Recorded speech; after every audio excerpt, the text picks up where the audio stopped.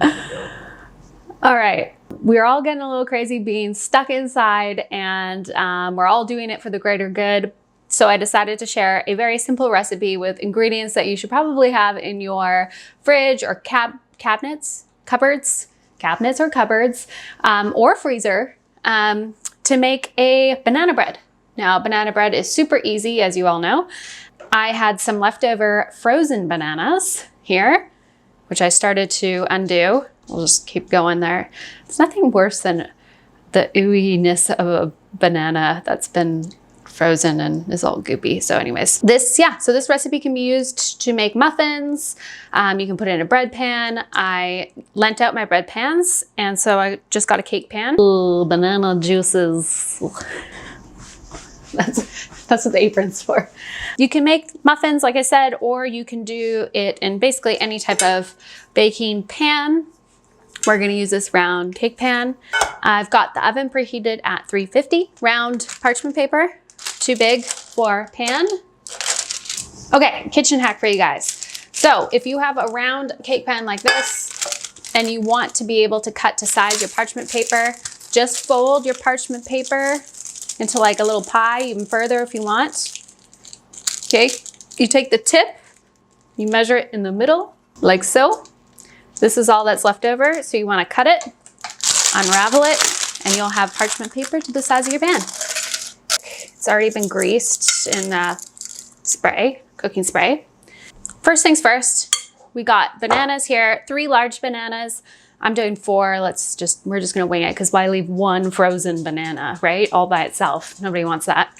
So I'm just gonna mush it down. These are pretty easy to mush because they were nice and brown when we put them in the freezer.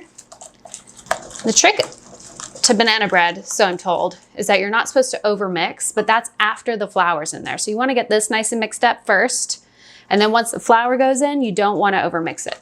We're gonna add some vanilla. I just kinda eyeball it, probably like a teaspoon, maybe a little bit more, maybe a little bit more. Mix again. We got an egg, just one, put that in there. Basically just adding all of your wet ingredients. Okay, so this is a 1/3 of a cup of melted butter and your sugar. So we're using white sugar because I'm out of brown sugar, and we're trying to be responsible and not go to the grocery store, so I'm using what I have. Mixing that all around. The beauty about banana bread too is that you can really add whatever you want. So if you want to leave it plain, you can. If you want to add nuts, you can. If you want to add chocolate, if you have like leftover Easter eggs, like the little mini eggs, you can crush them up and fold them in. So once that's done, we have our dry mixture. So this is flour, and we're gonna add some baking powder to it. And then I added some cinnamon. You can also do like nutmeg, allspice, or you can leave it out if you don't like that. It's completely up to you. Add that in there, and then we're just gonna mix it quickly so that it's incorporated. I don't even know how much baking powder.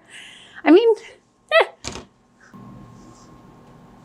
We're gonna add to the wet. And we're just gonna lightly mix it in. Okay, and then what we're gonna do is add some of our chocolate. Now I did 2 types of chocolate because, again, we wanna not go to the grocery store right now, so I didn't have that many chocolate chips, so I just crushed up some whole bars of chocolate, semi-sweet chocolate. And I like my banana bread chocolatey, so we're just gonna,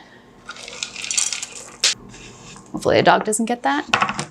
So we're just gonna fold that in here. I left some behind because I'm gonna top my bread with some chocolate. Oh yeah, that's looking good. Don't even. Should say the chocolate chip. She's young, she's got a strong stomach. So now we just pour this bad boy in. See how easy that was? Like no effort at all.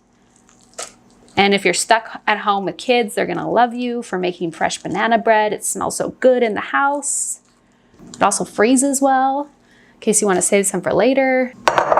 And then we're just gonna, oh, I forgot the nuts. Oh well, we're not doing nuts. And then we're just gonna top it with some extra chocolate. Like so. Oh yeah, good chocolatey. Might as well just keep adding it. Oh, My hands are doing laundry tonight. All right, now we're gonna throw it in the oven. And while that's cooking for about an hour, you can clean up your mess. So that's what I'm gonna do. See you soon.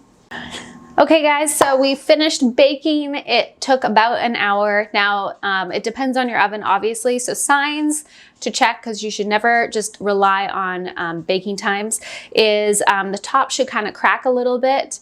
If you push on it, it should bounce back. And if you put a knife through it, it should come out fairly clean. So we know this is done. I've let it rest now for about 10-15 minutes, and I'm gonna flip it over and let it cool a bit more on a cooling rack.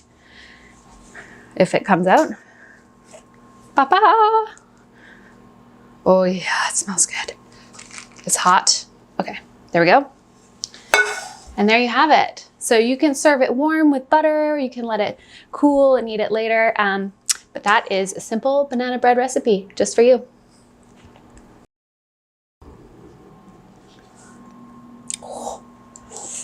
It is ooey gooey from that banana, extra banana. Oh yeah, look at that bad boy. Doesn't that look good?